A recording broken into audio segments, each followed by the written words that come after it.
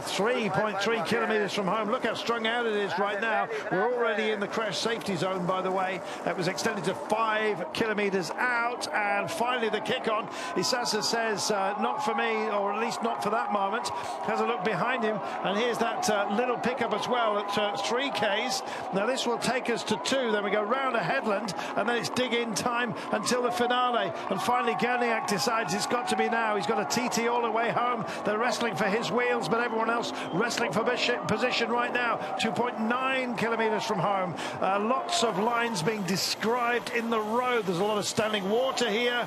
Let's just hope that the finale itself, which we saw earlier on, with puddles all over the place, and they're about to be caught. But here's your flyer, and is it Campenaerts? That's the question. From this sort of distance, hard to see, but don't be surprised indeed if it is. We're slowly but surely looming down upon its Kung.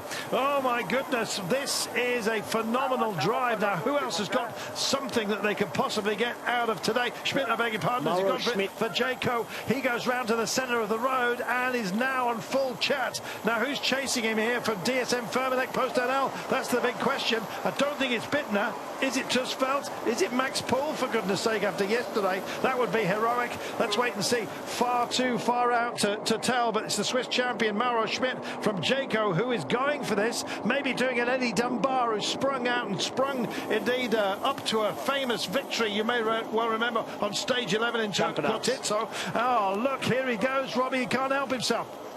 It's got to be Campenaerts. It looks like that riding style, the faint colours red and that turquoise of Lotto Destiny. So that's Campenaerts with under 2 kilometres to go. He's riding his way across to Mauro Schmidt. The right, it is Campenaerts. You see the aero form of him coming across to the front too. He's got about 50 metres on the chasing peloton with 1.7 to go. He tried this exact move on stage 3, which was won by Wout van Aert. They were all over it on that occasion, but this is a much depleted peloton. Not as many riders to chase. They just don't have that big acceleration they do in the early days of a Grand Tour. Campenaerts now into the wheel, the slipstream, a few deep breaths. Get ready for him to launch phase 2. Let's wait to see if anyone's tempted to go and join the fun. Meanwhile, back here, it's kind of cast asunder, save for Caden Groves, who's very much still in the vanguard. Pavel Bittner is there at the moment. Groves kind of chasing him just for the time being. We've got Lebert, by the way, just to come through for Arkea, potentially, but now we hit the Flamme Rouge, and we've been around the headland, and these guys, well, they've got a little bit of shilly-shally as far as the road is concerned, and then they can open it up themselves. Campenaerts doing the sensible thing, just hanging on the back wheel here. It's Enzo Leinster with Mauro Schmidt out front with Campenaerts all over his back wheel, and are they going to deny the sprinters? I think they might just do so, you know, almost a slow-motion bicycle race right now, as you can see, as they try and bring it home after 3.5 hours in the swimming pool here.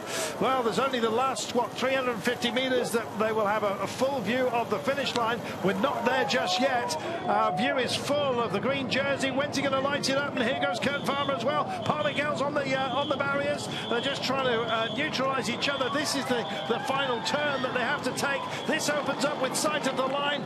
Schmidt tries to work it, but so does Caden Groves. He's coming through. He's got the lead out here. Groves is on the left-hand side of your picture. Towards the barriers is the green jersey. Has he got the head of absolutely everybody? It certainly looks like that. Pavel Bittner's on his case. Now it's going to be on the throw between the pair. Oh, it had to be Groves. Groves gets there ahead of Bittner and Marit. That was a bit of quality, I can tell you. Talk about timing.